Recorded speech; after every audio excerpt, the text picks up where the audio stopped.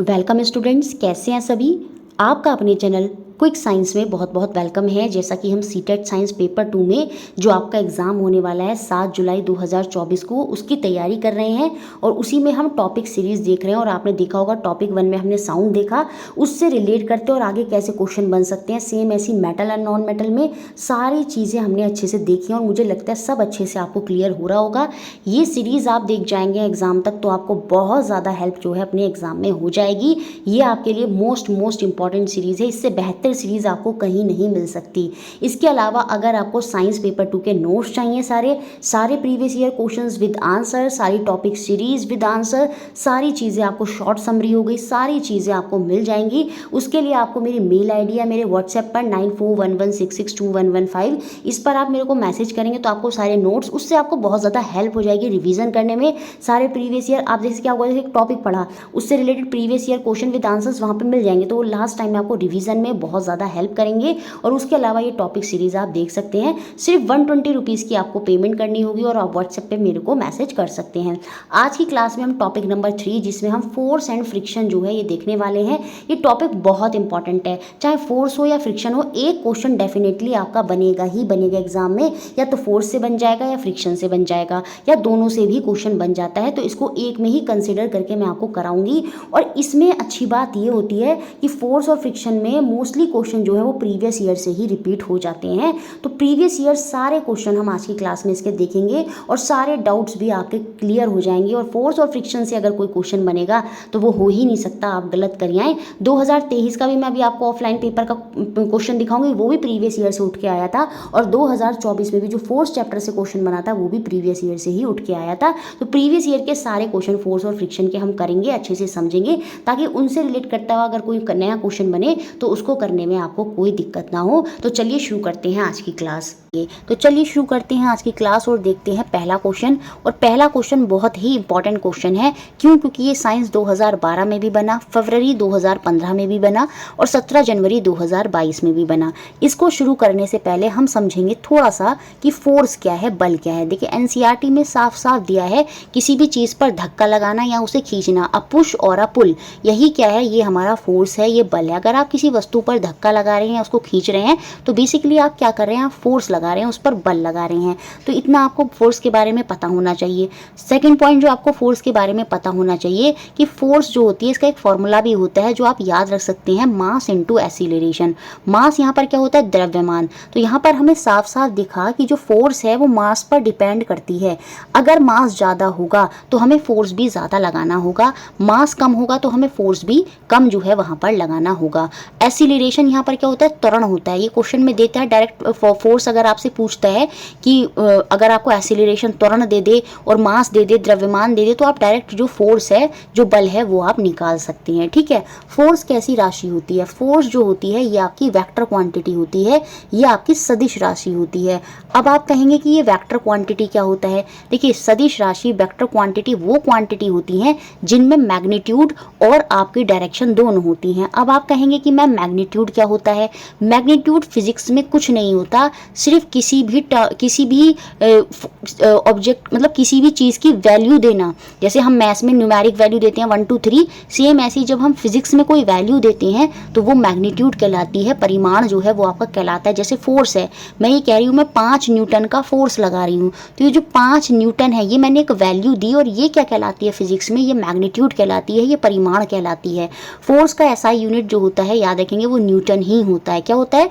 Newton ही होता है। तो इसमें मैग्नीट्यूड भी होता है और साथ में डायरेक्शन भी होती है कि जिस डायरेक्शन में आप फोर्स जो बल है वो लगा रहे होते हैं। तो जहां मैग्नीट्यूड और डायरेक्शन दोनों होती हैं वो आपकी सदिश राशि होती है, वेक्टर क्वांटिटी होती है। तो ये सारे कुछ पॉइंट्स हैं जो फोर्स के बारे में आपको याद रखने होंगे। अब हम बात करते हैं फ्रिक्शन की, जिसे हम क्या बोलते हैं, घर्षण बोलते हैं। ये फ्रिक्शन तब काम करता है जब दो ऑब्जेक्ट एक दूसरे के कांटेक्ट में आते हैं और जब वो मूव करने की कोशिश करते हैं या मूव कर रहे होते हैं। दोनों पॉइंट याद रखेंगे। देखिए एक ऑब्जेक्ट था, इसके पार्टिकल होंगे, ये दूसरा ऑब्जेक्ट है, इसके पार्टिकल होंगे। अब ये जब दोनों एक दूसरे के कांटेक्ट में आए और आपने थोड़ा धक्का लगाने की कोशिश करी, भले ही चाहे हिल नहीं रहे हैं, एक दूसरी सिचुएशन आपने धक्का लगाया, ये हिल गए, तो दोनों ही सिचुएशन में जब आप धक्का लगा रहे हैं, भले चाहे वो हिल नहीं रहा है, और दूसरी सिचुएशन में आप धक्का लगा रहे हैं और वो हिल रहा है, तो दोनों में ही क्या होगा, यहाँ पर पार्टिकल एक दूसरे के कांटेक्ट में आते हैं, जिससे क्या होता है, एक नया फोर्स वहाँ पर काम करता है, जिसे हम फ्रिक्शन फोर्स, घर्षण बल जो है वो कहते हैं। तो याद रखेंगे, ये जो घर्षण बल होता है, ये जो फ्रिक्शन फोर्स होता है, ये तभी कार्य करता है जब ऑब्जेक्ट क्या कर रहा होता है, मूव करने की या तो कोशिश कर रहा होता है या मूव कर रहा होता है। लेकिन ऑब्जेक्ट, अगर मैं ये कहूँ एक बुक सिंपली ऐसे ही टेबल पर पड़ी है, तो उस केस में उस पर फ्रिक्शन फोर्स नहीं होती। क्यों? क्योंकि ना मैं उसे धक्का देने की कोशिश कर रही हूँ, तो मूव करने की कोशिश भी नहीं कर रही। याद रखिएगा, तो उस केस में फ्रिक्शन, घर्षण बल नहीं होता। जब मैं मूव करने की कोशिश करूँगी, जैसे मैं बुक को धक्का लगा रही हूँ, तो बुक तो छोटी चीज़ है, सपोज कार है, एक कार खड़ी है, खड़ी कार पर कोई फ्रिक्शन फोर्स नहीं लगता, घर्षण बल नहीं लगता, क्योंकि मैं ना तो उसे मूव करने की कोशिश कर रही हूँ और ना वो चल रही है। लेकिन अभी अगर मैं उस पर धक्का देना शुरू कर दूँ, मैं अगर 50 न्यूटन का बल लगाना शुरू कर दूँ, तो वहाँ पर घर्षण बल, मैं 50 न्यूटन का बल तो लगा रही हूँ, लेकिन कार अभी भी हिल नहीं रही है। इट मीन्स जो कार की दूसरी साइड से है, 50 न्यूटन का स्टैटिक फोर्स जो है, घर्षण बल जो है वो लग रहा है, जिसकी वजह से क्या हो रहा है, फोर्स बैलेंस हो रही है और जो कार है वो हिल नहीं पा रही है। तो जब मैंने धक्का दिया तभी वो घर्षण बल आएगा, याद रखेंगे। और अगर मैं मूव नहीं करा रही हूँ ऑब्जेक्ट को, और ऑब्जेक्ट एज इट इज पड़ा है, तो उस केस में फ्रिक्शन फोर्स, जो घर्षण बल होता है, वो कार्य नहीं करता। जैसे आप दलदली एरिया में चलते हैं, तो उसमें चलने में बहुत दिक्कत होती है। इट मीन्स वहाँ घर्षण, फ्रिक्शन जो है वो बहुत ज़्यादा होता है। तो याद रखेंगे, जब घर्षण, फ्रिक्शन ज़्यादा होता है तो आपको चलने में दिक्कत होगी। जैसे आपने देखा होगा ठंड वगैरह के टाइम में जो दरवाजे के हैंडल्स होते हैं वो बहुत टाइट चलते हैं। क्यों? क्योंकि वहाँ पर जो घर्षण है, फ्रिक्शन है, वो बढ़ जाता है।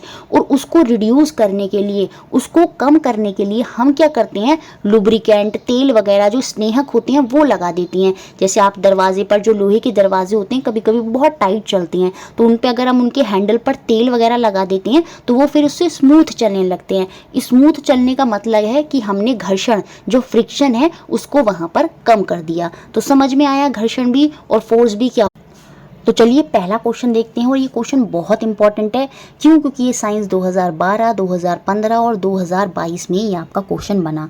एक ऑब्जेक्ट है, एक वस्तु है जिसका द्रव्यमान है, जिसका मास है 5 kg, और वो स्मूथ फ्रिक्शनलेस हॉरिजॉन्टल सरफेस पर एक कांस्टेंट वेलोसिटी से, एक निरंतर वेग से 10 मीटर पर सेकंड के साथ चल रही है। तो उसी वेग से, उसी वेलोसिटी से चलने के लिए हमें कितने फोर्स की रिक्वायर होगी, वस्तु को उसी वेग से गतिमान रखने के लिए आवश्यक बल कितना होगा, ये हमको यहाँ पर बताना है। अब देखिए, और जहाँ पर वो मूव कर रही थी, जिस सरफेस पे, वो फ्रिक्शन लेस है, घर्षण रहित है।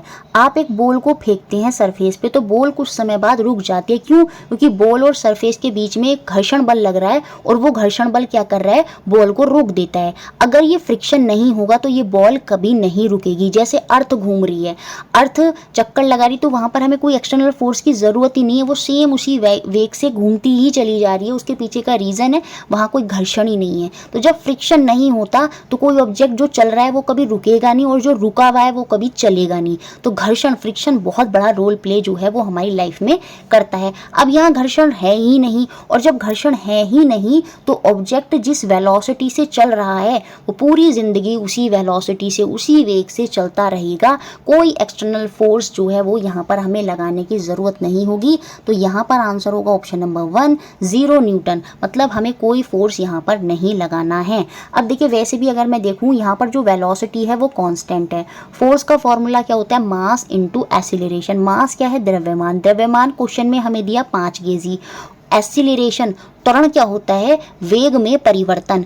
अब यहाँ वेलोसिटी, जो वेग है, वेग में तो कोई परिवर्तन हो ही नहीं रहा, वो 10-10 से ही चल रहा है। तो एक्सीलरेशन, जो त्वरण है, वो यहाँ पर 0 होगा। वैसे भी यहाँ पर जो फोर्स है वो कितनी हो जाएगी, 0 न्यूटन जो है वो आपकी फोर्स हो जाएगी। देखिए, सेम जैसा क्वेश्चन आपने क्वेश्चन नंबर 1 देखा, सेम वैसा ही क्वेश्चन आपका जब ऑफलाइन पेपर हुआ अगस्त 2023 में, तो सेम प्रीवियस ईयर से देते हुए ही क्वेश्चन उन्होंने पूछा।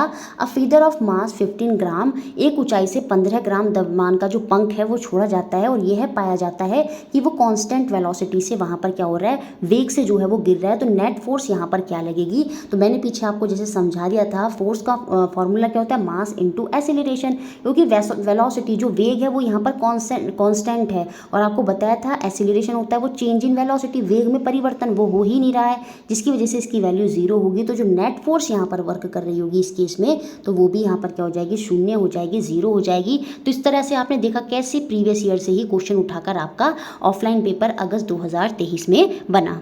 नेक्स्ट क्वेश्चन देखते हैं, क्वेश्चन नंबर 2 जो साइंस 2014 में बना, बहुत इंपॉर्टेंट है। यहाँ से क्वेश्चन एक बार नहीं, इस तरह से क्वेश्चन मल्टीपल टाइम बना है, आप आगे देखेंगे अभी। Select the one which is different from the other in manner it is applied. उस बल का चयन कीजिए जो अनुप्रयोग के जाने के ढंग में अन्यों से भिन्न है। देखिए, दो तरह के फोर्स होते हैं, दो तरह के बल होते हैं, एक होता है आपका कॉन्टैक्ट और एक होता है आपका नॉन कॉन्टैक्ट। कॉन्टैक्ट फोर्स वो होता है जब दो ऑब्जेक्ट एक दूसरे के संपर्क कॉन्टैक्ट में आएंगे और तब वहां फोर्स लगेगा, बल लगेगा, वो कांटेक्ट है। जब दो ऑब्जेक्ट बिना एक दूसरे के संपर्क कांटेक्ट में आए भी क्या करेंगे, बल लगाएंगे, फोर्स लगाएंगे, तो वो आपका नॉन कांटेक्ट फोर्स है। अब देखिए यहाँ पर ग्रेविटेशनल फोर्स, पृथ्वी हर चीज को अपनी तरफ खींचने की कोशिश कर रही है ना, तो जब वो खींचने की कोशिश कर रही है तो पृथ्वी का जो सेंटर है वो अलग है और ऑब्जेक्ट दूर है, तो दोनों क्या है, दूर दूर है, लेकिन दूर से भी क्या कर रहे हैं, वो खींचने की कोशिश कर रही है। तो वो फोर्स कैसा है, जब दो ऑब्जेक्ट एक दूसरे के बिना कॉन्टेक्ट में आए वहां पर कार्य कर रही हैं, तो वो नॉन कांटेक्ट फोर्स है। सेम ऐसे मैग्नेटिक फोर्स, ये आयरन का पीस रखा है, ये मैग्नेट है, आयरन इसको अपनी तरफ खींचने की कोशिश करिए दूर से ही, तो ये भी नॉन कांटेक्ट फोर्स हो गया। सेम ऐसे ही आपका स्थित विद्युत बल होता है, इलेक्ट्रोस्टैटिक फोर्स होता है। पीछे हमने समझा था जैसे आप सिर पर स्केल लगाते हैं, फिर जो पेपर के टुकड़े होते हैं उस पर स्केल को लेकर जाते हैं, तो स्केल पर पेपर चिपकते हैं, तो वो दूर से चिपकने की कोशिश कर रहे हैं, तो वो भी आपकी नॉन कांटेक्ट फोर्स है। तो यहाँ पर हमसे डिफरेंट ही पूछ रहा है, वो क्या है, तो वो हो जाएगा आपका फ्रिक्शनल फोर्स, घर्षण बल। क्यों? क्योंकि ये आपका कांटेक्ट फोर्स होता है। कैसा बल होता है? कांटेक्ट फोर्स होता है। जब दो ऑब्जेक्ट एक दूसरे के कांटेक्ट में आते हैं और वो मूव करने की कोशिश या मूव कर रहे होते हैं, तब वहां पर घर्षण बल होता है। सेम ऐसे ही मस्कुलर फोर्स, जैसे ग्लास रखा है उसमें पानी है, तो ऐसा थोड़ी है ग्लास उठ के आ जाएगा अपने आप और मेरे मुंह में पानी आ जाएगा, नहीं, मुझे अपना हाथ जो है ग्लास पर लगाना होगा, और जब मैंने हाथ को ग्लास पर लगाया तो मैंने पेशीय बल, अपनी मसल्स का प्रयोग किया, तो वहां पर मस्कुलर फोर्स जो है वो काम कर रहा है। सेम ऐसे ड्रैग होता है, जब हम पानी में जैसे कोई भी स्पेस शिप वगैरह चल रहा होता है तो पानी को वो रोकने की कोशिश करता है, तो फ्लूइड में भी जो फ्लूइड होता है, जो द्रव होता है, वो भी एक घर्षण बल जो है वहां पर लगाता है। इसीलिए जो शिप वगैरह होते हैं उनको एक स्पेशल शेप दी जाती है। शेप इसलिए दी जाती है ताकि जो ड्रैग है, जो घर्षण बल है, वो वहां पर कम हो सके। तो वो ड्रैग जो होता है वो भी आपका किस में आता है, कॉन्टैक्ट फोर्स में आता है, क्योंकि पानी और जो शिप है वो एक दूसरे के कॉन्टैक्ट में है। तो याद हो गया आपको कौन कौन से कॉन्टैक्ट फोर्स हैं और कौन कौन से नॉन कॉन्टैक्ट फोर्स हैं। ग्रेविटेशनल फोर्स नॉन कॉन्टैक्ट है, मैग्नेटिक और इलेक्ट्रोस्टैटिक, तीनों के तीनों नॉन कॉन्टैक्ट हैं, असंपर्क बल हैं। जबकि फ्रिक्शनल फोर्स, चाहे आपका मस्कुलर फोर्स हो, चाहे आपका ड्रैग फोर्स हो, ये सारे के सारे आपके कॉन्टैक्ट, संपर्क बल जो हैं वो आपके होते हैं। अब देखिए एक और पॉइंट आप यहाँ पर समझिए, हमारे 4 तरह के फंडामेंटल फोर्सेस होते हैं। एक होता है आपका ग्रेविटेशनल फोर्स, जो पृथ्वी हर तरफ अपनी चीज़ को अपनी तरफ खींचने की कोशिश करती है, जिसे हम फोर्स के टर्म में रिप्रेजेंट करते हैं mg। जी क्या है? यहाँ पर ग्रेविटी है, ठीक है, तो ये हो गया एक ग्रेविटेशनल फोर्स। दूसरा होता है इलेक्ट्रोमैग्नेटिक फोर्स, जो आपने देखा होगा विद्युत धारा जो है कैसे मैग्नेट की तरह बिहेव करने लगती है जब उसमें करंट हम पास कराते हैं। एक होता है वीक न्यूक्लियर फोर्स और एक होता है स्ट्रॉन्ग न्यूक्लियर फोर्स। तो यही 4 हमारी फंडामेंटल फोर्सेस होती हैं। अब यहाँ से क्वेश्चन बन सकता है कि जो 4 फंडामेंटल फोर्सेस होती हैं, चारों याद हो गई आपको कौन सी हैं? इनमें जो सबसे स्ट्रॉन्ग फोर्स होती है वो होती है आपकी स्ट्रॉन्ग न्यूक्लियस फोर्स, और सबसे वीकेस्ट फोर्स जो होती है, याद रखेंगे, वो आपकी ग्रेविटेशनल फोर्स होती है। तो इसका सीक्वेंस भी कभी कभी आपसे पूछ लेता है, असेंडिंग ऑर्डर में या डिसेंडिंग ऑर्डर में पूछ ले। तो अगर मैं डिसेंडिंग ऑर्डर में बात करूं, बढ़ने से घटते हुए क्रम में, तो सबसे बड़ी जो फोर्स होती है वो होती है स्ट्रॉन्ग न्यूक्लियर फोर्स, सबसे बड़ी फोर्स हो गई। उसके बाद जो दूसरे नंबर पर आ जाती है वो आती है आपकी इलेक्ट्रोमैग्नेटिक फोर्स, ये दूसरे नंबर पर आ जाती है। फिर उसके बाद क्या आती है? Weak nuclear force, weak nuclear force, और सबसे लास्ट में जो आ जाती है वो आती है ग्रेविटेशनल फोर्स। तो ग्रेविटेशनल फोर्स जो होती है, गुरुत्वाकर्षण बल जो होता है, वो सबसे कमजोर बल होता है, और स्ट्रॉन्ग न्यूक्लियस बल जो होता है वो सबसे, मतलब वो दिख रहा है, वो स्ट्रॉन्गेस्ट, सबसे मजबूत बल जो होता है वो आपका होता है। ये सारे पॉइंट्स मैंने आपको इसलिए क्लियर करे हैं ताकि कोई भी डाउट आपके मन में ना रह जाए और अब हम क्वेश्चन बहुत जल्दी जल्दी कर पाएंगे। नेक्स्ट क्वेश्चन, थर्ड क्वेश्चन, जो 2016 में भी बना और 12 जनवरी 2022 में भी बना। A block of would is lying rest on a table. अब ये टेबल है, टेबल पर एक वुड का जो गुटका है, लकड़ी का गुटका है, वो टेबल पर रखा है। तो इस पर कौन से फोर्स काम कर रहे हैं? एक ग्रेविटेशनल फोर्स जो है वो इस पर हमेशा काम कर रहा है क्योंकि पृथ्वी हर चीज को अपनी तरफ खींचने की कोशिश कर रही है, ग्रेविटेशनल फोर्स यहाँ पर वर्क कर रहा है। अब इसका जो वेट है वो टेबल भी क्या कर रही है, इस पर उतना ही रिएक्शन फोर्स जो है, नॉर्मल फोर्स जो है वो इसके ऊपर की तरफ लगा रही है। तो यहाँ पर pair of balance force, multiple pair of balance force जो है वो हमें यहाँ पर देखने को मिल रहे हैं। एक नॉर्मल फोर्स हो गया, एक ग्रेविटेशनल फोर्स हो गया। तो यहाँ पर जो आंसर हो जाएगा वो ऑप्शन नंबर सी हो जाएगा, pair of balance force acting on it. Option number C यहाँ पर मेरा सही होगा। लेकिन याद रखेंगे कि वुड जो है ये रेस्ट अवस्था में इस पर एज इट इज रखा हुआ है, तो यहाँ पर कोई भी घर्षण बल, फ्रिक्शन फोर्स कार्य नहीं कर रही। क्यों? क्योंकि मैं इसे मूव करने की कोशिश नहीं कर रही हूँ। घर्षण, फ्रिक्शन जब ही कार्य करता है जब हम किसी ऑब्जेक्ट को मूव कर रहे होते हैं। अगर वो मूव नहीं भी हो रहा है तब भी वहाँ है, या वो चल रहा होता है तब वहाँ फ्रिक्शन होता है। लेकिन अगर कोई रेस्ट में रखी है, स्टेशनरी कार अगर रेस्ट में है, आप उसे मूव करने की कोशिश नहीं कर रहे हैं, तो वहाँ पर घर्षण बल, फ्रिक्शन फोर्स नहीं होता। बहुत से बच्चे कंफ्यूज हो जाते हैं कि वहाँ पर स्टैटिक फोर्स होता है। देखिए, स्टैटिक फोर्स वो फोर्स होता है जब आप धक्का दे रहे हैं लेकिन वस्तु अपनी जगह से हिल नहीं रही है, तो वो स्टैटिक फोर्स है। धक्का तो दे रहे हैं, है ना, कोशिश कर रहे हैं मूव करने की, लेकिन वो हिल नहीं रही है। लेकिन जब आप कोशिश भी नहीं कर रहे हैं तो वहाँ पर कोई भी फ्रिक्शन, कोई भी घर्षण वहाँ पर नहीं होता। देखिए, जैसे आपका क्वेश्चन नंबर 3 था, सेम वैसा ही क्वेश्चन आपका सीटेट साइंस जनवरी 2024 का जो लेटेस्ट ऑफलाइन पेपर हुआ था उसमें बना। तो आप इस तरह से देख रहे होंगे कि फोर्स और फ्रिक्शन वाला टॉपिक ऐसा है, उसमें से प्रीवियस ईयर से ही क्वेश्चन मोस्टली उठा लिए जाते हैं। इसलिए मैं आपको सारे प्रीवियस ईयर क्वेश्चन जो है पूरा अच्छे से एक्सप्लेन कर रही हूँ ताकि यहाँ से क्वेश्चन बने तो आपका पूरा 100% वो सही हो। अ box of mass 500 gram is lying on a horizontal table, which of the following statement is true about the force on it. 36 अनुप्रस्थ मेज पर पड़े हुए एक डिब्बे का द्रव्यमान 500 ग्राम है, तो उस पर लगने वाले बलों के संबंध में क्या सही है ये हमको बताना है। तो यहाँ पर बहुत ईजी है, जैसे पीछे था, अ पेयर ऑफ बैलेंस फोर्स जो है वो उस पर एक्ट करेगी। तो ऑप्शन नंबर 3 जिन बच्चों ने टिक किया था उनका आंसर होगा ये वाला। तो आपने इस तरह से देखे किस तरह से प्रीवियस ईयर से क्वेश्चन जो है वो फोर्स और फ्रिक्शन से बने हैं। चलिए अब हम आगे के क्वेश्चन देखते हैं। नेक्स्ट क्वेश्चन फोर्थ, जो दिसंबर 2018 में बना, why are the sole of shoes treaded. जूतों के जो सोल होते हैं आपने देखा होगा वो असमतल क्यों होते हैं, चिकने नहीं होते, उनमें खांचे बने होते हैं। ये खांचे क्यों होते हैं? ये घर्षण को बढ़ाने के लिए होते हैं। आपने देखा होगा जब चप्पल जो होते हैं, हमारे स्लीपर्स जो होते हैं, वो पुराने हो जाते हैं तो बहुत चिकने हो जाते हैं नीचे से और उनसे फिसल कर गिरने का बहुत ज़्यादा डर होता है। उसके पीछे रीज़न ये होता है कि वहाँ पर जो घर्षण है, फ्रिक्शन है, वो कम हो जाता है और जब फ्रिक्शन कम होता है तो आप गिर सकते हैं। तो इसलिए खांचे इसलिए बने होते हैं ताकि जो घर्षण है वो बढ़ जाए। सेम ऐसे ट्रकों के जो टायर होते हैं उनमें भी खांचे होते हैं ताकि जो घर्षण है, जो फ्रिक्शन है वो बढ़ जाए और एक बैलेंस तरीके से जो ट्रक है या आप जब चल रहे हैं स्लीपर्स को पहनकर एक बैलेंस तरीके से आप चल पाएं। तो इसलिए हम घर्षण को बढ़ाने के लिए ऐसा करते हैं। तो ऑप्शन नंबर बी जो है वो मेरा यहाँ पर आंसर होगा। नेक्स्ट क्वेश्चन जो दिसंबर 2018 में बना, आप देखिए यहाँ पर पूछ रहा है वो एग्जाम्पल जो आपका असंपर्क बल का उदाहरण है। तो सीधी सी बात है, जो मस्कुलर फोर्स होती है वो आपकी कैसी फोर्स होती है, सॉरी नॉन कॉन्टैक्ट की पूछ रहा है, कॉन्टैक्ट की नहीं पूछ रहा। मस्कुलर फोर्स जो पेशीय बल होता है उसमें तो दो ऑब्जेक्ट एक दूसरे के कॉन्टैक्ट में आते हैं, ग्रेविटेशनल फोर्स और मैग्नेटिक फोर्स। गुरुत्वाकर्षण और चुंबकीय बल दोनों के दोनों, बी और सी दोनों के दोनों मेरे असंपर्क बल के उदाहरण हैं। तो ऑप्शन नंबर डी मेरा यहाँ पर सही होगा। ये क्वेश्चन इंपॉर्टेंट है, इस तरह का फ्रेम करके ना 2021-22 में भी और 22-23 में भी क्वेश्चन जो है आपके बने थे। जुलाई 2019 में क्वेश्चन बना, ये ऑफलाइन पेपर का एक क्वेश्चन है। देखिए ऑफलाइन में इस तरह के क्वेश्चन मिल सकते हैं आपको देखने को। Sameer roll his marble, Sameer के पास क्या है, कंचे हैं, मार्बल हैं। उनको 3 तरह के जो फर्श हैं, एक है सेलोपेन शीट का, जो आपकी देखा होगा आप कवर वगैरह चढ़ाते हैं अपनी बुक्स वगैरह पर, वो पतली वाली जो शीट होती है, जो ट्रांसपेरेंट शीट होती है, बहुत ही स्मूथ होती है, वो वाली सेलोफेन शीट हो गई। और एक कालीन है और एक समाचार पत्र पर क्या करता है, अपने मार्बल जो है, जो अपनी कंचे हैं, उनको 3 सरफेस पर जो है वो रुकाता है।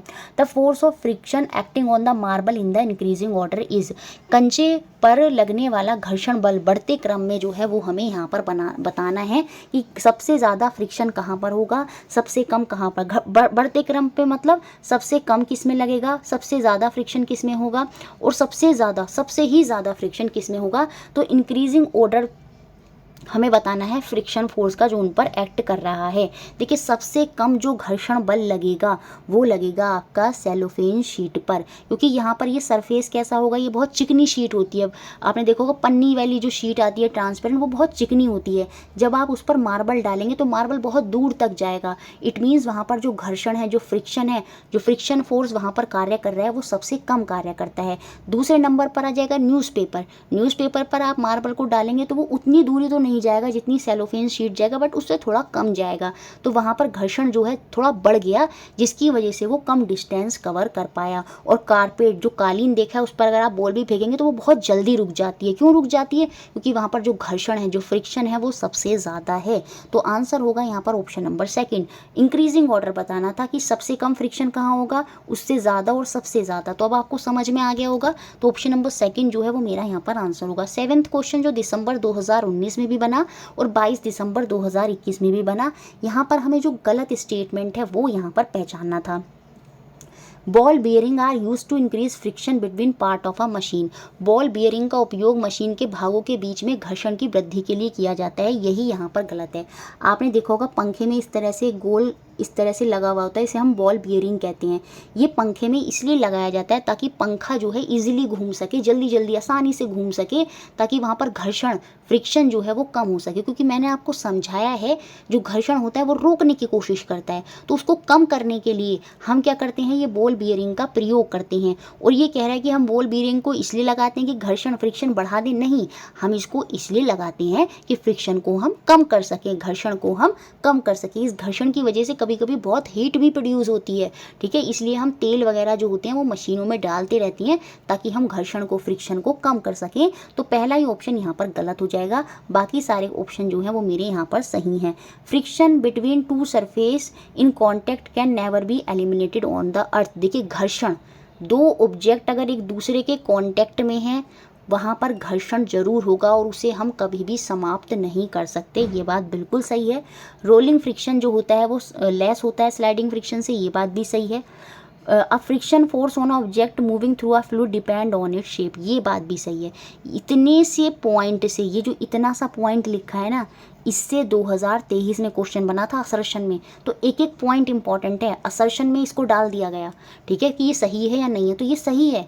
जब घर्षण बल होती है, मैंने अभी बताया था आपको, जैसे शिप की एक स्पेशल शेप दी जाती है ताकि पानी से जो फ्रिक्शन फोर्स लग रहा है वो कम से कम हो जाए और फिर शिप जो है वो जल्दी जल्दी मूव कर सके। तो friction force of a object moving through a fluid, यहाँ पर द्रव्य की बात हो रही है, तो द्रव्य के केस में वो उसकी शेप, जो आकृति होता है उस पर भी निर्भर करता है। तो ऑप्शन नंबर 4 भी मेरा यहाँ पर सही है। तो गलत कौन सा था? पहला ऑप्शन जो है वो मेरा यहाँ पर गलत था। नेक्स्ट क्वेश्चन देखिए, जो घर्षण है वो 3 प्रकार का होता है, वो अभी हम आगे देखेंगे। जैसे अभी आपने एक ऑप्शन में देखा था कि स्लाइडिंग फ्रिक्शन जो होता है, जैसे ये वाला ऑप्शन था कि जो रोलिंग फ्रिक्शन है वो कम होता है स्लाइडिंग फ्रिक्शन से, तो ये बात सही है, बट इसको अभी हम आगे और अच्छे से समझेंगे। तो अब ये तो बात क्लियर हो गई कि अगर क्वेश्चन बन जाए स्टेटमेंट में जो फ्रिक्शन फोर्स होता है द्रव्य में वो शेप पर डिपेंड करता है, बिल्कुल, तभी हम इस शेप को स्पेशल शेप देते हैं ताकि जो घर्षण है, फ्रिक्शन है, जो ड्रैग फोर्स वहाँ पर लग रही है वो कम हो सके। साइंस 2019 में एक क्वेश्चन ये और बना, इन ऑर्डर टू स्लाइड, देखिए अब यहाँ पर स्टैटिक फ्रिक्शन आ जाएगा। In order to slide a huge box lying on a ground in her room, Reshma should apply a force which is greater than which of the flowing force. अब देखिए कमरे के फर्श पर एक विशाल बॉक्स सरकाने के लिए, अब सरकाने के लिए वो पक्का उसे धक्का लगा रही होगी, तो रेशमा को निम्नलिखित बलों में से किससे अधिक बल लगाना होगा? उसको स्टैटिक फ्रिक्शन फोर्स से ज़्यादा बल लगाना होगा, तभी वो ऑब्जेक्ट जो है वहाँ पर मूव कर पाएगा। जैसे स्टेशनरी कार है, एक आदमी उस पर धक्का लगा रहा है तो वहाँ पर घर्षण बल है, 5 न्यूटन का बल लगा रहा है, तो फ्रिक्शन फोर्स भी 5 न्यूटन की लग रही, जिसकी वजह से वो हिल नहीं पाया। तो ये जो फ्रिक्शन फोर्स है ये किस प्रकार की फ्रिक्शन फोर्स है? ये आपकी स्टैटिक फ्रिक्शन फोर्स है, स्थिर घर्षण बल है। तो इस कार को मूव कराने के लिए मुझे इतना बल लगाना पड़ेगा कि जो स्टैटिक फ्रिक्शन से क्या हो सके, आपका ज़्यादा हो सके। जैसे स्टैटिक फ्रिक्शन अगर 5 न्यूटन का लग रहा है तो मुझे इतना ज़्यादा बल लगाना होगा कि जो स्टैटिक फ्रिक्शन से क्या हो, आपका ज़्यादा हो। तो यहाँ पर ऑप्शन नंबर 1 जो है वो मेरा यहाँ पर आंसर हो जाएगा। नेक्स्ट क्वेश्चन देखते हैं, 23 दिसंबर 2021 में बना, which of these phenomena can not be explain on the basis of gravitational force, निम्न में से कौन सी परिघटना गुरुत्वाकर्षण बल के आधार पर समझाई नहीं जा सकती। ये जो ग्रेविटेशनल फोर्स होता है अर्थ के सेंटर पर जो है वहाँ से लगना शुरू होता है, वहाँ से अर्थ जो है हर चीज़ को अपनी तरफ खींचने की कोशिश करती है। Motion of the planet around the sun, बिल्कुल ये जो सन के अराउंड प्लैनेट मूव कर रहे हैं तो सन भी क्या कर रहा है, वहाँ पर ग्रेविटेशनल फोर्स जो है वो लगा रहा है, अपनी तरफ खींचने की कोशिश कर रहा है और इस तरह का बैलेंस बना हुआ है कि हर प्लैनेट जो है अपनी ही सतह पर इस तरह से अपने ही एरिया में जो है वो चल रहा है। तो ये बात तो बिल्कुल ग्रेविटेशनल फोर्स पर आधारित है। अकरेंस ऑफ टाइड, ये जो अकरेंस जो ये ज्वार भाटा आती हैं ये भी ग्रेविटेशनल फोर्स की वजह से ही होते हैं, ये भी बात यहाँ पर बिल्कुल सही है। वेट ऑफ द ऑब्जेक्ट, ये भी गुरुत्वाकर्षण बल पर निर्भर करता है। जैसे देखिए दो चीज़ होती हैं, एक होता है वेट, इससे भी क्वेश्चन बना था इसलिए मैं समझा देती हूँ, एक होता है मास। वेट आपका बदलता है लेकिन मास कभी नहीं बदलता, द्रव्यमान कभी नहीं बदलता। मास क्यों नहीं बदलता? क्योंकि मेरी बॉडी का स्ट्रक्चर चाहे मैं यहाँ पर हूँ चाहे मैं मून पर चली जाऊँ, मेरी बॉडी का स्ट्रक्चर थोड़ी बदल जाएगा कभी। ऐसा थोड़ी है कि मेरी बॉडी जो है जिस तरह का स्ट्रक्चर है वो चेंज नहीं होगा, मतलब बेसिकली बात ये है। तो वो क्या है, वो मास है, मास कभी नहीं बदलता, आप कहीं भी चले जाइए। लेकिन वेट जो भार होता है वो बदलता है, वो ग्रेविटेशनल फोर्स गुरुत्वाकर्षण बल पर निर्भर करता है। पृथ्वी पर गुरुत्वाकर्षण बल ज़्यादा है तो मेरा वेट जो है वो यहाँ पर ज़्यादा होता है। लेकिन अभी अगर मैं मून पर चली जाऊं तो उसका जो गुरुत्वाकर्षण बल होता है वो पृथ्वी का अर्थ का 1/6 होता है। इट मीन्स अगर मेरा वेट यहाँ 60 kg है तो मून पर मेरा वेट 60 का 1/6 होगा, इट मीन्स 10 kg होगा। तो वेट में चेंज आता है लेकिन मास में कभी चेंज नहीं आता। तो वेट निर्भर करता है ग्रेविटेशनल फोर्स पर। जैसे मून पर कम ग्रेविटेशनल फोर्स है तो वहाँ वेट भी मेरा कम हो गया, 10 kg हो गया। तो ये भी सही हो गया। ये तीनों फिनोमिना ग्रेविटेशनल फोर्स गुरुत्वाकर्षण बल पर जो है उसके द्वारा समझाए जा सकते हैं। लेकिन ये जो ग्रहण का परिणाम ग्रहण जो पड़ते हैं आपके सूर्य ग्रहण, चंद्र ग्रहण, इनका ग्रेविटेशनल फोर्स से कोई संबंध नहीं है। तो ऑप्शन नंबर डी जो है वो मेरा यहाँ पर आंसर होगा। नेक्स्ट क्वेश्चन 10 जो 23 दिसंबर 2021 में बना, 4 बॉल आर थ्रोन, 4 बॉलें जो हैं एक समान फोर्स लगाकर क्या कर गई हैं, 4 तरह के डिफरेंट सरफेस पर फेंकी गई हैं। ये 4 तरह के डिफरेंट सरफेस हैं। On which type of surface would the ball travel the maximum distance, किस प्रकार की सतह पर जो गेंदें हैं वो अधिकतम दूरी तय करेंगी। जहाँ पर घर्षण सबसे कम होगा, जहाँ पर फ्रिक्शन सबसे कम होगा, उस सरफेस पर बॉल मेरी सबसे ज़्यादा दूरी तय करेगी। सी बीच की बात करूँ तो वहाँ बहुत रेत होता है, वहाँ तो घर्षण बहुत ज़्यादा होता है जिसकी वजह से चलने में दिक्कत होती है। सेम ऐसे ही सीमेंटेड रोड जो होती है उस पर भी घर्षण जो है होगा। वुडन स्लाइड जो होंगी वहाँ पर भी जो वुड के लकड़ी के टुकड़े हैं वो डेफिनेटली वहाँ पर घर्षण जो है वहाँ पर होगा। लेकिन जो स्केटिंग रिंग होता है, स्केटिंग रिंग आपने देखा होगा ना, वो बहुत स्मूथ होता है, जो स्केटिंग करने के लिए होता है वो बहुत चिकना होता है, तो वहाँ पर घर्षण सबसे कम होगा। और जब वहाँ फ्रिक्शन सबसे कम होगा तो बॉल सबसे ज़्यादा डिस्टेंस वहाँ पर ही कवर करेगी। तो ऑप्शन नंबर ए मेरा आंसर होगा। नेक्स्ट क्वेश्चन 11 जो 24 दिसंबर 2021 में बना, असर्शन अभिकथन यहाँ पर दिया, a boy observe that striker of a carrom board is moving easily when his sister spread talcum powder on the carrom board. बिल्कुल हम भी करते थे अपने बचपन के समय में। एक लड़के ने देखा कि कैरम बोर्ड का जो स्ट्राइकर है वो आसानी से गति कर रहा है। कब? जब उसकी बहन ने क्या करा, उस कैरम पर जो टैल्कम पाउडर है वो छिड़क दिया, उससे वो स्मूथली चलने लगा। क्यों? क्योंकि वहाँ पर हमने घर्षण फ्रिक्शन को क्या कर दिया, कम कर दिया। अब इसके पीछे का रीज़न जो दिया है कि जो टैल्कम पाउडर है कि वो घर्षण को बढ़ा देते हैं, नहीं, वो घर्षण को बढ़ाता नहीं है। टैल्कम पाउडर कैरम और जो स्ट्राइकर है उसके घर्षण को बढ़ा देता है, नहीं, वो घर्षण को कम कर देता है। तो रीज़न यहाँ पर गलत है, असर्शन सही है। इट मीन्स ऑप्शन नंबर 3 मेरा सही आंसर होगा। ए तो ट्रू है लेकिन जो रीज़न दिया है वो मेरा यहाँ पर फॉल्स है, तो ऑप्शन 3 हुआ मेरा आंसर। नेक्स्ट क्वेश्चन देखते हैं, क्वेश्चन नंबर 12। यहाँ पर जो गलत कथन है वो हमें बताने, देखिए क्वेश्चन को ध्यान से समझना है। यहाँ पर हमसे गलत स्टेटमेंट पूछ रहा है। जिम्नास्ट जो होता है, आपने देखेंगे जो जिम्नास्ट आपने देखा भी होगा, जब आप ओलंपिक वगैरह देखते हैं तो वो अपने हाथों पर खुरदरा पदार्थ जो हैं वो लगाती हैं। Before the game they apply coarse substances to reduce interlocking and increase efficiency. देखिए घर्षण को, इंटरलॉकिंग को कम करने के लिए नहीं, इंटरलॉकिंग को बढ़ाने के लिए। देखिए पसीने से उनके हाथ जो है ना वो चिकने से हो जाते हैं, तो जब वो ग्रिप बनी रहे उसके लिए क्या करते हैं, वो अपने हाथों पर खुरदुरा पदार्थ लगा लेते हैं, जिससे क्या हो जाए, घर्षण बढ़ जाए और वो आसानी से क्या करें, चीज़ों को इजीली पकड़ पाएं, एक मजबूताई जो है वो बनी रहे। तो घर्षण बढ़ेगा जब भी तो मजबूताई बनी रहेगी, वो रोक कर रखेगा उसको। तो इंटरलॉकिंग को रिड्यूस नहीं करते, यहाँ पर हम बढ़ा देते हैं उसे। तो इस वजह से ये वाला स्टेटमेंट गलत है। तो ऑप्शन यहाँ पर मैंने डायरेक्ट आंसर वाला लिखा है, ऑप्शन 3 यहाँ पर सही है, ए और सी, मतलब ए और सी मेरे यहाँ पर गलत हैं। अब सी में क्या कह रहा है कि जो ट्रैक इवेंट होते हैं, आपने देखा होगा जो एथलीट के शूज़ होते हैं उनमें ग्रूव होते हैं, उनमें खांचे बने होते हैं इस तरह से बहुत ज़्यादा।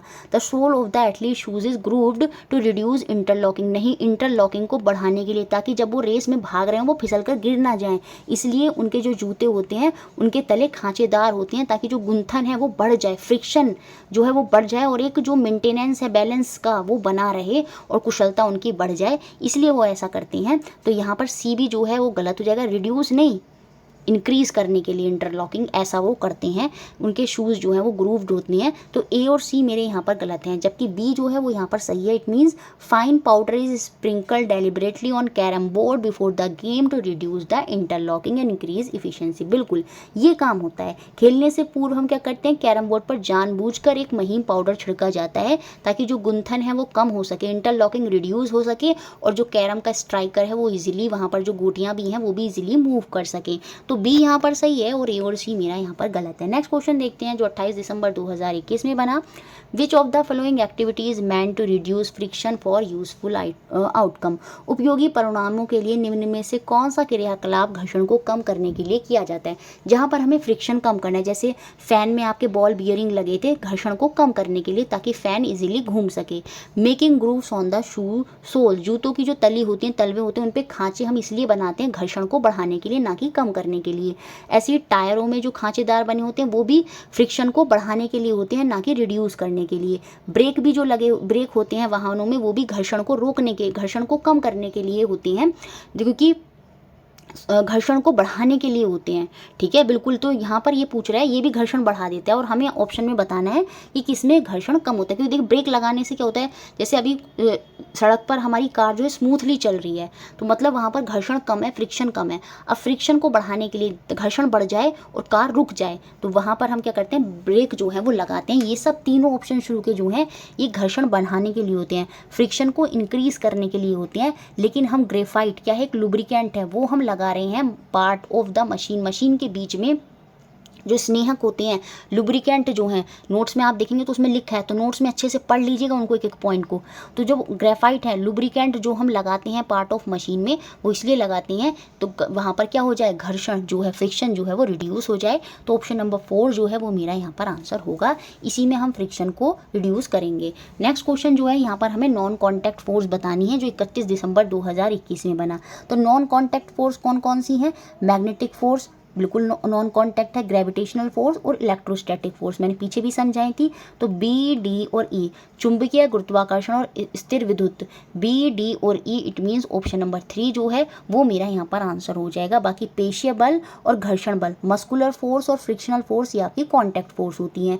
अगर ड्रैग फोर्स भी पूछ ले तो वो भी आपकी क्या होती है, वो भी आपकी कॉन्टैक्ट फोर्स ही होती है। तो बी, डी, ई मेरा यहाँ पर आंसर है। नेक्स्ट क्वेश्चन जो 1 जनवरी 2022 में बना, देखिए अब यहाँ पर पूछ लिया कि कॉन्टैक्ट फोर्स जो है उनका समुच्चय बताओ। तो ग्रेविटेशनल नहीं होगा, मैग्नेटिक नहीं होगा, यहाँ पर ग्रेविटेशनल ये नहीं होगा, तो इट मीन्स ऑप्शन नंबर 3 मेरा आंसर होगा। देखिए ड्रैग मैंने भी बताया था, मस्कुलर मांसपेशीय बल और घर्षण बल, ये तीनों के तीनों में दोनों ऑब्जेक्ट एक दूसरे के कांटेक्ट में आते हैं, तो ये आपके कांटेक्ट फोर्स होते हैं, संपर्क बल होते हैं। तो ऑप्शन 3 मेरा यहाँ पर आंसर है।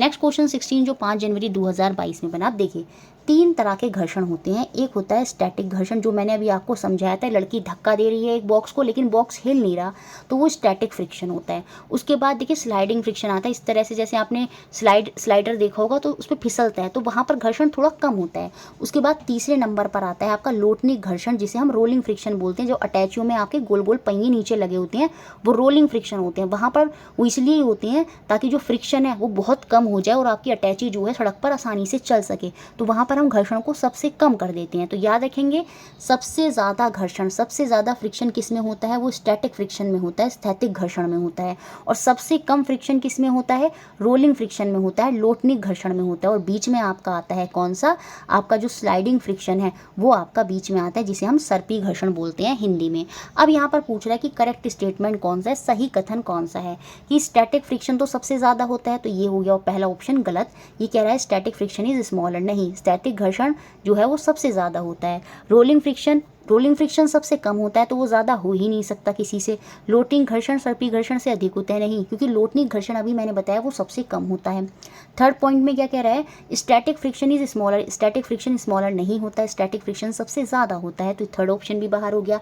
स्लाइडिंग फ्रिक्शन जो होता है वो मेरा ज़्यादा होता है रोलिंग फ्रिक्शन से, बिल्कुल, लेकिन कम होता है किससे, स्टैटिक फ्रिक्शन से, तो ऑप्शन नंबर 4 मेरा यहाँ पर सही है। सर्पी घर्षण लोटनिक से तो अधिक है परंतु स्टैटिक से कम है, क्योंकि जो सर्पी घर्षण है, स्लाइडिंग है, वो बीच में आता है, तो ये रोलिंग से तो ज़्यादा है लेकिन स्टैटिक से क्या है, कम है, तो ऑप्शन नंबर 4 मेरा यहाँ पर आंसर है। अब देखिए 29 दिसंबर 2022 में भी सेम यही क्वेश्चन बना। यहाँ पर हमें regarding the magnitude of friction, घर्षण के परिमाण के बारे में यहाँ पर हमें बताना है कि मतलब 4 वैल्यू दे दी, जैसे फ्रिक्शन है यहाँ पर 5 न्यूटन होगा, 10 न्यूटन, मतलब इस तरह से बोल दिया, मैग्नीट्यूड की फॉर्म में बोला, लेकिन बट आपसे पूछिए यहीं पर रहे, असेंडिंग या डिसेंडिंग ऑर्डर में हमें यहाँ पर अरेंज करना होगा, ठीक है। तो ये कि यहाँ पर स्लाइडिंग फ्रिक्शन ज़्यादा होता है रोलिंग से, ये बात बिल्कुल सही है, लेकिन रोलिंग क्या ज़्यादा है स्टैटिक से, नहीं। देखिए हमें ऐसा ऑप्शन ढूंढना होगा जहाँ पर या तो स्टैटिक सबसे पहले नंबर पर हो या रोलिंग सबसे पहले नंबर पर हो, तो असेंडिंग ऑर्डर हो सकता है या डिसेंडिंग ऑर्डर हो सकता है। तो हमें 3 ऑप्शन यहाँ पर दिख रहे हैं। स्टैटिक फ्रिक्शन मेरा सबसे ज़्यादा होता है, उससे कम होता है स्लाइडिंग, और स्लाइडिंग जो है ज़्यादा होता है किससे, रोलिंग से, तो सेकंड ऑप्शन यहाँ पर मुझे सही दिख रहा है। बाकी अगर मैं देखूँ रोलिंग फ्रिक्शन ज़्यादा नहीं होता, ये तो सबसे कम होता है, तो ये वाला ऑप्शन भी बाहर हो गया। अब यहाँ पर स्टैटिक फ्रिक्शन तो ज़्यादा है, लेकिन ये कह रहा है स्लाइडिंग और रोलिंग जो सर्पी और लोटन घर्षण है दोनों बराबर होते हैं, नहीं, तो ऑप्शन नंबर सेकंड मेरा यहाँ पर सही है कि सबसे ज़्यादा घर्षण होता है स्टैटिक में, उसके बाद आता है स्लाइडिंग में, और सबसे कम घर्षण होता है वो मेरा लोटन घर्षण में, तो ऑप्शन नंबर सेकंड जो है वो मेरा यहाँ पर आंसर है। 10 जनवरी 2023 में ये क्वेश्चन बना, if an object is lying at rest on a surface which of the following can you conclude about the force acting on it, किसी सतह पर, देखिए उसी तरह का रिपीटिशन क्वेश्चन है जो पहले भी बन चुके हैं आपके। यदि किसी सतह जो वस्तु विराम अवस्था पर है उस पर कार्य करने वाले बलों के विषय में आप क्या निष्कर्ष निकाल देंगे। फोर्स वहाँ पर काम करती है, a pair of balance force is acting on it, बिल्कुल, a pair of multiple balance force is acting on it, मतलब एक नीचे ग्रेविटेशनल फोर्स भी लग रही है, एक ऊपर आपकी नॉर्मल फोर्स भी लग रही है, जिसे हम रिएक्शन फोर्स भी बोलते हैं। तो पेयर ऑफ बैलेंस फोर्स, या हम ये कह सकते हैं pair of multiple balance force जो है यहाँ पर कार्य कर रही हैं। बी और सी मेरे दोनों सही है, इट मीन्स ऑप्शन नंबर 4 जो है वो मेरा यहाँ पर आंसर होगा। नेक्स्ट क्वेश्चन 19 जो 12 जनवरी 2023 में बना। अब देखिए यहाँ पर वही क्वेश्चन है, a wood of block is lying at rest on a table, तो कौन कौन से बल उस पर कार्य कर रहे हैं। अब यहाँ पर पेयर ऑफ बैलेंस फोर्स तो लिखा नहीं है, तो यहाँ पर जो फोर्स कार्य करते हैं वो होते हैं ग्रेविटेशनल फोर्स और नॉर्मल फोर्स। ये जो बुक रखी है नीचे की तरफ इस पर लग रहा है mg ग्रेविटेशनल फोर्स, और ऊपर की तरफ यहाँ पर लग रहा है आपका रिएक्शन फोर्स जो है वो आपका लगता है, जिसे हम नॉर्मल फोर्स जो है आपका बोलते हैं। तो ऑप्शन नंबर सेकंड यहाँ पर सही होगा, गुरुत्वाकर्षण बल एवं सामान्य बल जो है वो इस पर कार्य करता है। स्टैटिक फ्रिक्शन, स्थैतिक घर्षण यहाँ पर कार्य नहीं करेगा। क्यों नहीं करेगा वो आपको पता ही है, क्योंकि यहाँ पर कोई वस्तु को धक्का नहीं दे रहा है। स्टैटिक फ्रिक्शन तभी कार्य करता है जब हम मूव करने की कोशिश कराते हैं या सब्सटेंस मूव कर रहा होता है, तो ना तो यहाँ हम मूव करने की कोशिश करा रहे हैं, इस वजह से स्टैटिक फ्रिक्शन नहीं होगा। ऑप्शन सेकंड मेरा यहाँ पर आंसर होगा। नेक्स्ट क्वेश्चन जो 13 जनवरी 2023 में बना, यहाँ पर पूछ रहा है कि ग्रेविटेशनल फोर्स जो है गुरुत्वाकर्षण बल है उसके संदर्भ में क्या सही है। It is a non contact force, यही बात सही है। ये क्या होता है आपका, ये असंपर्क बल होता है, तो ऑप्शन नंबर 1 मेरा यहाँ पर सही होगा। ये स्ट्रॉन्ग फोर्स नहीं होती, आपको बताया था जो ग्रेविटेशनल जो 4 फंडामेंटल फोर्सेज होती हैं, जो 4 फंडामेंटल बल हैं उसमें जो ग्रेविटेशनल फोर्स होता है, गुरुत्वाकर्षण बल होता है, वो सबसे कम होता है, वो वीकेस्ट फोर्स होता है, ना कि स्ट्रॉन्ग। ये बात भी आप याद रखेंगे, तो ऑप्शन 1 मेरा यहाँ पर आंसर था। एनसीईआरटी के साइंस बाइलिंगुअल नोट चाहिए, सारे प्रीवियस ईयर आपको इंक्लूड करके मिलेंगे विद आंसर्स। आपको क्या करना है, 120 रुपीज़ जो है वो पे करनी है, मेरी UPI ID है ये। इसके रिगार्डिंग आप मेरे को मेरी मेल ID या व्हाट्सएप पर मेरे को मैसेज कर सकते हैं, आपको नोट्स और सारे प्रीवियस ईयर सब अच्छे से प्रोवाइड करा दिए जाएंगे। उससे आपको हेल्प ये होगी कि जब लास्ट टाइम में आप क्वेश्चन जब रिवीजन करेंगे तो उसको रिवाइज करने में बहुत आसानी होगी, और जब चैप्टर पढ़ के आके आप ये क्वेश्चन करेंगे तब भी बहुत ज़्यादा हेल्प आपको मिलेगी। 21 क्वेश्चन देखते हैं जो 13 जनवरी 2023 में बना। A ball is thrown vertically upward. देखिए मैंने बॉल को क्या करा, ऊपर ऐसे फेंका, तो कौन कौन से फोर्स उस पर कार्य कर रहे हैं। बॉल ऊपर जाती है, कुछ समय बाद नीचे आ जाती है। क्यों आ जाती है? क्योंकि ग्रेविटेशनल फोर्स, गुरुत्वाकर्षण बल तो वहाँ कार्य कर रहा है। जब भी दो ऑब्जेक्ट हैं तो वहाँ पर गुरुत्वाकर्षण बल तो भैया है ही, ठीक है। तो ग्रेविटेशनल फोर्स उसको अपनी तरफ वापस खींचने की कोशिश कर रहा है, तो ग्रेविटेशनल फोर्स वहाँ पर कार्य कर रहा है। अब देखिए एयर है, यहाँ पर एयर के पार्टिकल्स हैं, बॉल ऊपर गई, नीचे आ रही है, तो क्या हो रहा है देखिए आप देखेंगे जो बॉल के पार्टिकल हैं उससे टकराते हुए बॉल नीचे को आ रही है, तो ये पार्टिकल क्या कर रहे हैं, बॉल को रोकने की कोशिश करेंगे। ये उसको, अब जैसे आप कार में हाथ बाहर निकालते हैं तो आप हाथ आगे को करने की कोशिश करते हैं, लेकिन हवा जो है वो आपके हाथ को पीछे की तरफ कर देती है, तो वहाँ पर घर्षण जो है, एयर का जो रेजिस्टेंस है, एयर जो वायु है वहाँ प्रतिरोधक की तरह कार्य करती है और वो उसको रोकने की कोशिश करती है। तो ग्रेविटेशनल फोर्स और एयर रेजिस्टेंस जो है यहाँ पर कार्य कर रहे हैं। तो ऑप्शन नंबर सेकंड जो है वो मेरा यहाँ पर आंसर होगा। नेक्स्ट क्वेश्चन जो 17 जनवरी 2023 में बना, असर्शन और रीजन दिया है, इन्हीं को ध्यान में रखकर हमें बताना है अपना answer. There is no frictional force acting on a stationary car. बिल्कुल किसी स्थिर कार पर कोई घर्षण बल कार्य नहीं करता है। लेकिन अभी यहाँ पर मैं लिख देती, Seema is trying to move the stationery car. Seema जो है स्टेशनरी कार को मूव कराने की कोशिश कर रही है, तब वहाँ पर स्टैटिक फ्रिक्शन जो है, स्थैतिक घर्षण या फिर मैं कह सकती हूँ घर्षण बल, फ्रिक्शन फोर्स वहाँ पर आ जाता। लेकिन जब कार स्टेशनरी है, उसको कोई धक्का नहीं दे रहा है, तो वहाँ पर कोई भी फ्रिक्शनल फोर्स नहीं है। यहाँ पर असर्शन पूरी तरह से सही है। Friction act only on moving object, ऐसा थोड़ी है, मूविंग ऑब्जेक्ट पर ही थोड़ी फ्रिक्शन एक्ट करता है। मूव नहीं भी कर रहा है लेकिन आप कोशिश कर रहे हैं, वहाँ पर स्टैटिक फ्रिक्शन जो है वो कार्य कर रहा होता है। तो हम नहीं कह सकते घर्षण केवल गतिशील वस्तुओं पर कार्य करता है। जो वस्तु गतिशील भी नहीं है, रुकी हुई हैं, फिर भी आप उन पर धक्का लगा रही हैं, जैसे एक दीवार पर मैं धक्का लगाने की कोशिश कर रही हूँ लेकिन दीवार हिल थोड़ी रही है, तो वो स्टैटिक फ्रिक्शन जो है वहाँ पर है। तो उस केस में हम स्टैटिक फ्रिक्शन की बात करते हैं। तो यहाँ पर मेरा रीज़न गलत है, असर्शन सही है। इट मीन्स ऑप्शन नंबर 3 जो है वो मेरा आंसर होगा। ए तो मेरा करेक्ट है लेकिन आर मेरा फॉल्स है। 18 जनवरी 2023 में एयर फ्रिक्शन जो क्या करती है, बॉल अगर ऊपर से नीचे आ रही है तो उसको रोकने का काम करती है, तो ये ग्रेविटी के अपोजिट कार्य करती है, अपोजिट टू द ग्रेविटी, गुरुत्वाकर्षण के विपरीत जो है ये कार्य करती है। तो ये बात भी आप याद रखेंगे। तो ऑप्शन नंबर सेकंड जो है इस केस में आंसर होगा। नेक्स्ट क्वेश्चन जो 19 जनवरी 2023 में बना, यहाँ पर फिर से वो अभिकथन और कारण है, उनके आधार पर हमें बताना है क्या गलत है क्या सही है। It is easy to slide the lighter object than the heavier object. बिल्कुल जो हल्का ऑब्जेक्ट होगा आप देखेंगे उसको आपको खिसकाने में, स्लाइड करने में बहुत आसानी होगी देन द हैवियर ऑब्जेक्ट। तो इससे हमें ये भी पता चला जो फ्रिक्शन होती है वो मास पर डिपेंड करती है। अगर वस्तु का भार ज़्यादा है तो वस्तु को खिसकाने में दिक्कत होगी। इट मीन्स देखिए फ्रिक्शन फोर्स जो है, अगर मास ज़्यादा है तो घर्षण भी वहाँ ज़्यादा हो जाता है, मास अगर कम है तो घर्षण भी वहाँ कम हो जाता है। इसी वजह से जो स्लाइड करना आसान होता है हमें जो हल्की वस्तु होती है। तो असर्शन तो सही है। अभी कह रहा है फ्रिक्शन इज इन्वर्सली प्रोपोर्शन, नहीं, फ्रिक्शन तो डायरेक्टली प्रोपोर्शनल है। क्या है? डायरेक्टली प्रोपोर्शनल है। जितना ज़्यादा मास उतना ही ज़्यादा घर्षण और उतना ही उसको धक्का देने में मुश्किल होगी। तो घर्षण इन्वर्सली प्रोपोर्शनल नहीं होता, वो तो समान अनुपाती होता है उसके। तो रीज़न गलत है, फिर से ए असर्शन सही है। तो इट मीन्स ऑप्शन नंबर 3 ही यहाँ पर आंसर होगा। ए करेक्ट है लेकिन मेरा आर जो है वो इनकरेक्ट है, वो गलत है। नेक्स्ट क्वेश्चन 25 क्वेश्चन 20 जनवरी 2023 में गलत कथन हमें यहाँ पर बताना है। स्लाइडिंग फ्रिक्शन कम होता है स्टैटिक से, बिल्कुल ये बात तो सही है। जो स्लाइडिंग फ्रिक्शन होता है आपने देखा होगा वो स्टैटिक से कम होता है, क्योंकि सबसे पहले तो स्टैटिक ही आता है, उसके बाद स्लाइडिंग आता है। तो स्लाइडिंग उससे कम ही तो हुआ, सर्पी घर्षण कम होता है, ये बात सही है। Rolling friction is less than sliding friction, क्योंकि रोलिंग सबसे कम होता है इसलिए वो उससे लेस होता है स्लाइडिंग से। सर्पी घर्षण से लोटनेस निम्न होता है। ये दोनों बात यहाँ पर सही है। अब हमें गलत स्टेटमेंट सेलेक्ट करना है। Frictional force is independent of the shape of the object in a fluid. देख रहे हैं यही पॉइंट उठाया गया था, वो प्रीवियस ईयर का जो चौथा ऑप्शन था वहाँ से ये उठा लिया। घर्षणी बल किसी द्रव में वस्तु के आकार पर निर्भर नहीं करता, वो करता है वस्तु का आकार, शिप का आकार पतला इस तरह से बनाया जाता है कि जो घर्षण बल है वो कम से कम हो सके। तो शेप पर डिपेंड करता है, फ्लूइड कैसा है उस पर भी डिपेंड करता है। तो ऑप्शन नंबर 3 जो है वो मेरा यहाँ पर आंसर होगा। यही मेरा यहाँ पर गलत है, क्योंकि ये इंडिपेंडेंट नहीं होता। फ्रिक्शनल फोर्स डिपेंड करती है किस पर, shape of the object in fluid, जो द्रव में वस्तु का आकार है उस पर ये घर्षण बल जो है निर्भर करता है, और ये कह रहा है निर्भर नहीं करता, इसी वजह से ये मेरा गलत हो गया।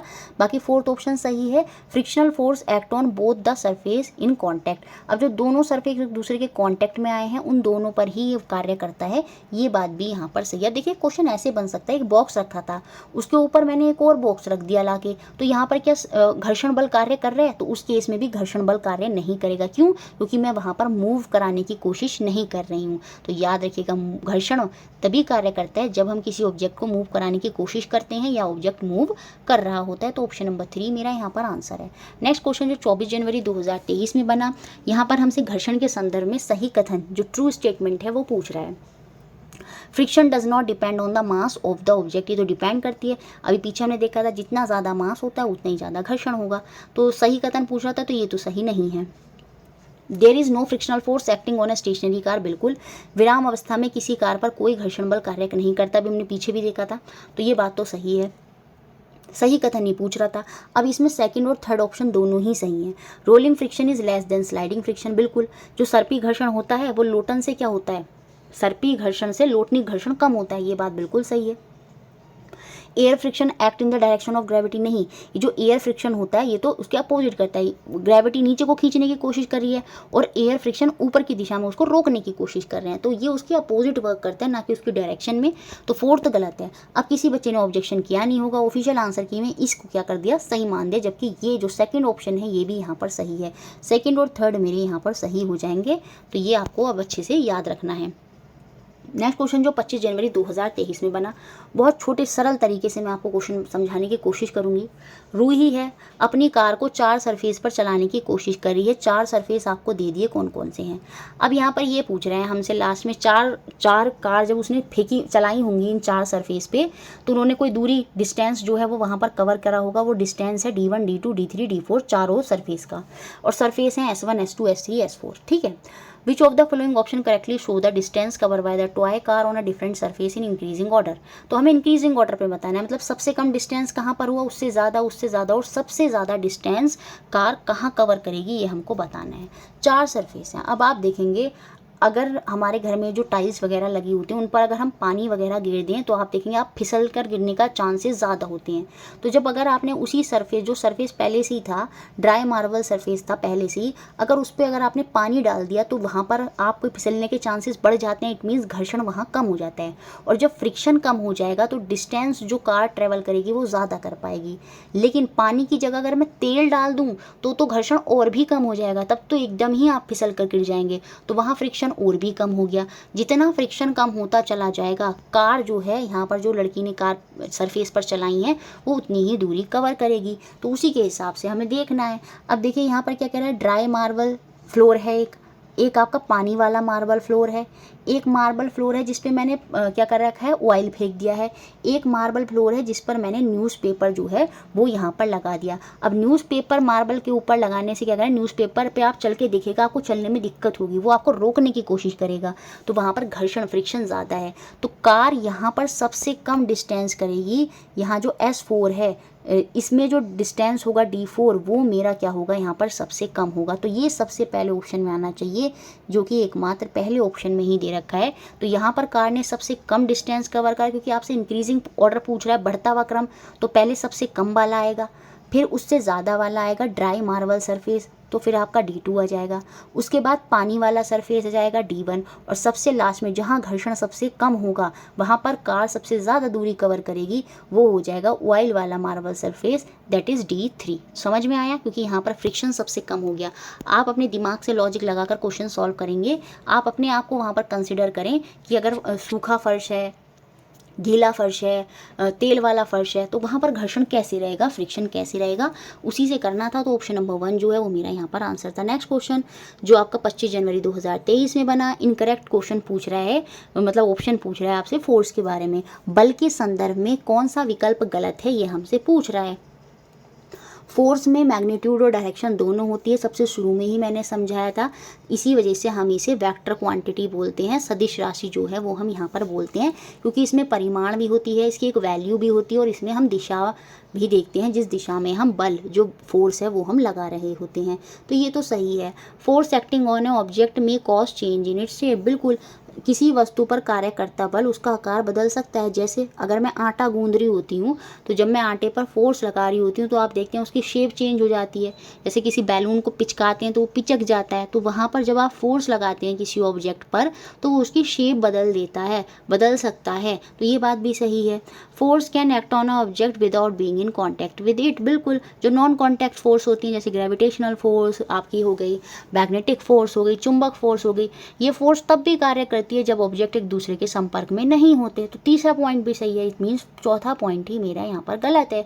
Force is applied to an object only when one pushes it, push नहीं, पुश और पुल दोनों होते हैं। किसी वस्तु पर बल तभी लगता है जब उसे धक्का दिया जाता है, धक्का दिया भी जाया जा सकता है, धक्का लगाया भी जा सकता है, पुश और पुल दोनों होता है। इस वजह से फोर्थ ऑप्शन हो गया मेरा गलत, यही आपसे पूछ रहा था। नेक्स्ट क्वेश्चन देखते हैं 29 जो 27 जनवरी 2023 में बना। यहाँ पर हमसे सही कथन जो है वो पूछ रहा है। A force can act on an object with or without being in contact with it, अब तो पूरी तरह से रट गया होगा। बल किसी वस्तु पर कार्य कर सकता है चाहे वह संपर्क में हो या ना हो, बिल्कुल बात सही है। इसे ही तो हम कॉन्टैक्ट और नॉन कॉन्टैक्ट फोर्स बोलते हैं। तो ये तो पक्का आंसर में आएगा, ये जब पक्का आंसर में आएगा तो अब इन दोनों ऑप्शन में से ही कोई सा मेरा आंसर होगा। Earth molten magnetic core is the origin of magnetic field, बिल्कुल जो कोर होता है, जो बिल्कुल अर्थ का सेंटर कोर होता है, वहीं से मैग्नेटिक फील्ड लाइन जो है वो आपकी ओरिजिनेट होती हैं। आप ये बात भी याद रखेंगे। बीच वाला हिस्सा जो होता है अर्थ का वो मेंटल कहलाता है, क्या कहलाता है, मेंटल कहलाता है। और ऊपर वाला हिस्सा जो भूपर पट्टी होता है जिसे हम हिंदी में बोलते हैं उसे हम क्रस्ट कहते हैं। तो तीन हिस्से होते हैं, क्रस्ट, मेंटल और कोर। तो कोर जो होता है वहाँ से ही मैग्नेटिक फील्ड लाइन जो होती हैं वो ओरिजिनेट करती हैं, चुंबकीय क्षेत्र का उद्गम वहाँ से होता है। ये बात सही है, याद भी रखेंगे, हो सकता है स्टेटमेंट की फॉर्म में बन जाए। Gravitational force is one of the strongest force, हम पढ़ते हैं ये one of the weakest force में आती है, याद रखेंगे, बहुत इंपॉर्टेंट है। गुरुत्वाकर्षण बल सर्वाधिक शक्तिशाली नहीं, सर्वाधिक कमजोर बल होता है। तो यहाँ पर ये तो ट्रू नहीं है, सी भी ट्रू नहीं है। Nuclear force are the weakest of fundamental force, यहाँ पर जो नाभिकीय बल होता है वो सबसे कमज़ोर मौलिक बल होता है। देखिए यहाँ पर लिखकर तो ये दिया नहीं है कि ये वीक है या स्ट्रॉन्ग है। जब वीक लिखकर नहीं देगा, स्ट्रॉन्ग लिखकर नहीं देगा, तो हम यही मानेंगे यहाँ पर बात स्ट्रॉन्ग न्यूक्लियर फोर्स की हो रही है। तो न्यूक्लियर फोर्स जो होता है वो हमारा स्ट्रॉन्गेस्ट फंडामेंटल फोर्स होता है। ठीक है, तो डी भी यहाँ पर क्या दे रखा है, गलत दे रखा है, और गलत दे रखा है इट मीन्स ए और बी ही मेरे सही हैं। ऑप्शन नंबर 4 मेरा यहाँ पर आंसर हो गया। नेक्स्ट क्वेश्चन देखते हैं 30th क्वेश्चन 28 जनवरी 2023 में बना। इसको तब आप वीडियो पोस्ट करके खुद से करने की कोशिश करें। Which one of the following option arrange different frictional force in the increasing order of friction, इनको हम घर्षण बलों के बढ़ते क्रम में लगाना है। अब देखिए इस क्वेश्चन पेपर में बढ़ते क्रम में पूछ लिया, हो सकता है आपसे घटते क्रम में पूछ ले। तो बढ़ते क्रम में जो है सबसे कम फ्रिक्शन जिसमें होगा पहले वो आएगा, फिर उससे ज़्यादा, फिर सबसे ज़्यादा। तो सबसे कम घर्षण, सबसे कम फ्रिक्शन किस में होता है, वो आपका रोलिंग में होता है। उससे ज़्यादा किससे होता है, वो सर्पी घर्षण सर्पण में होता है, स्लाइडिंग में होता है। और सबसे ज़्यादा घर्षण फ्रिक्शन किस में होता है, वो आपका स्टैटिक में होता है। तो ऑप्शन नंबर 4 जो है वो मेरा यहाँ पर आंसर होगा। नेक्स्ट क्वेश्चन 31 जो 1 फरवरी 2023 में बना। आइडेंटिफाई द फ्लूइंग, यहाँ पर हमें इन्हें आइडेंटिफाई करना है। देखिए नॉन कॉन्टैक्ट फोर्स सबसे पहले बात कर रहा है, तो फ्रिक्शन तो आपकी नॉन कॉन्टैक्ट होती नहीं है, तो ये तो ऑप्शन हो गया, यहाँ से हट गया। ठीक है, तो यहाँ पर सीधी सी बात है, 3 ऑप्शन में मैग्नेटिक फोर्स दे रखी है, तो ये आपकी नॉन कॉन्टैक्ट फोर्स होती है। चुंबकीय बल आपका असंपर्क बल है, ये हम पढ़ते हैं, तो ये बात तो सही है। Force acting on unit area of surface, pressure जो होता है, जो दाब होता है, वो यही तो होता है कि घर्षण थोड़ी होता है। Force acting on unit area of surface, ये तो घर्षण नहीं होता। तो घर्षण नहीं होता तो सीधे से हम अपने आंसर पर आ गए, ऑप्शन नंबर 2। तो इस अप्रोच से आप क्या हो सकते हैं, अपने आंसर पर पहुंच जाएंगे। तो दिमाग को खुला रखकर पेपर करना है। चीज़ें आती हैं आपको सब कुछ, लेकिन पेपर में आप गड़बड़ कर देते हैं और फिर टीचर पर ब्लेम डाल देते हैं। देखिए पढ़ा हुआ सब कुछ आता है, लेकिन वहाँ हम इतना घूम जाते हैं, इतना प्रेशराइज हो जाते हैं, गलती आपकी भी नहीं होती। आपकी जगह मैं भी होंगी ना तो मैं भी प्रेशर में जाऊँगी। घर बोलना बहुत आसान होता है, लेकिन जब आप एग्ज़ाम में होते हैं तो वहाँ कुछ दिमाग अलग ही होता है। बट उसको ठीक कर जाएँ, और इस दिमाग ख़राब की वजह से ही मैंने इतना फेलियर देखा है अपनी लाइफ में बहुत। और जब मैंने पूरा मन से ठाना कि नहीं अब मुझे ये गलती नहीं करनी है किसी भी कीमत पर, बार बार प्रैक्टिस की, तो देखिए फिर मैंने सिलेक्शन पाया, अब मेरा सिलेक्शन हो गया गवर्नमेंट जॉब में। तो यही आपको ध्यान में रखना, ये गलतियाँ सबसे होती हैं, मुझसे भी बहुत बहुत हुई कि एक नंबर से दो नंबर से मैं कितनी बार रही हूँ, क्योंकि वहाँ पर मैंने गलतियाँ की, आता तब भी सब कुछ था, लेकिन वही एग्ज़ाम का प्रेशर, उस प्रेशर को झेलना होगा आपको अपने आप को प्रिपेयर करना होगा मेंटली, तभी आप चीज़ों को बहुत अच्छे से, देखिए ये चीज़ नहीं होती कि आपको आता क्या है, आप क्या अप्लाई कर पाते हैं उस टाइम पे, वो इम्पॉर्टेंट है। कभी कभी एक इंटेलिजेंट बच्चा रह जाता है और जो बच्चा उतना इंटेलिजेंट नहीं है वो फिर भी निकल जाता है, क्यों? क्योंकि उसने एग्ज़ाम में अच्छा परफॉर्म कर लिया। तो सारा काम क्या है, एग्ज़ाम में अच्छा परफॉर्म करना है, ऑफलाइन पेपर है तो बहुत अच्छा मौका है फिर से बहुत अच्छा स्कोर करने का। तो force acting on a unit area of surface, किसी सतह के इकाई क्षेत्रफल पर कार्य करता बल क्या कहलाता है, वो तो प्रेशर ही होता है, बस इसमें परपेंडिकुलर लिखना भूल गए। लंबवत बल जब ये होता है प्रेशर आपका कार्य करता है। Every object exert a unit force on every other object, प्रत्येक वस्तु अन्य वस्तु पर बल लगाती है तो वो आपका गुरुत्वाकर्षण बल होता है। तो ऑप्शन नंबर सेकंड जो है वो मेरा यहाँ पर आंसर होगा। लास्ट क्वेश्चन आज की क्लास का जो 3 फरवरी 2023 में बना, बहुत ही बढ़िया क्वेश्चन है, दिमाग वाला क्वेश्चन बिल्कुल। 2 ब्लॉक्स ऑफ आयरन, है ना, एक सीमेंटेड फर्श पर M1 M2 द्रव्यमान लोहे के 2 टुकड़े पड़े हैं, ठीक है, ये साफ साफ दे रखा है कि 2 आयरन के गुटके जो हैं, एक का मास M1 और एक का मास M2 सीमेंटेड फ्लोर जो है उस पर लाई पड़े हैं, ठीक है, और M1 is greater then M2, M1 जो है वो ज़्यादा भारी है, इट मीन्स इसका जो मास है वो, सपोज मैंने माना ये 10 kg है और इसका जो मास है वो 5 kg है। क्वेश्चन में दिया है कि जो M1 है वो ज़्यादा बड़ा है, उसका मास जो है ज़्यादा है, M2 का मास कम है। तो अब हमें यहाँ पर बताना है कि किस तरह से जो फ्रिक्शन फोर्स है वो यहाँ पर कार्य कर रही है। बहुत से बच्चे ये भूल जाएंगे कि ये सरफेस पर सिर्फ पड़े हुए हैं, और जब सरफेस पर कोई वस्तु रखी है, स्टेशनरी अवस्था में है, और मैं उसे मूव कराने की ना तो कोशिश कर रही हूँ और ना वस्तु मूव कर रही है, तो उस केस में फ्रिक्शन फोर्स कार्य नहीं करता। तो यहाँ पर ऑप्शन नंबर 4 सही होगा। Friction acting on M1 M2 is 0, M1 और M2 पर कार्य करता घर्षण यहाँ 0 होगा। क्यों? क्योंकि ना तो ऑब्जेक्ट मूव कर रहे हैं ना मूव करने की सिचुएशन बनाई जा रही है। अब बहुत से बच्चे क्या सोचेंगे, M1 ज़्यादा है तो यहाँ घर्षण कम होगा, तो बच्चे कर देंगे M1 is experiencing lesser force of friction than M2। वो ये भूल जाएंगे कि यहाँ पर तो घर्षण होगा ही नहीं, क्योंकि यहाँ पर स्टेशनरी ऑब्जेक्ट हैं, तो इसलिए ऑप्शन नंबर 4 मेरा यहाँ पर आंसर होगा। इस तरह से हमने ये सारे क्वेश्चन देखे, मुझे लगता है सारे डाउट्स आपके क्लियर हो गए होंगे। वीडियो अच्छा लगता है लाइक करें, शेयर करें और चैनल से बने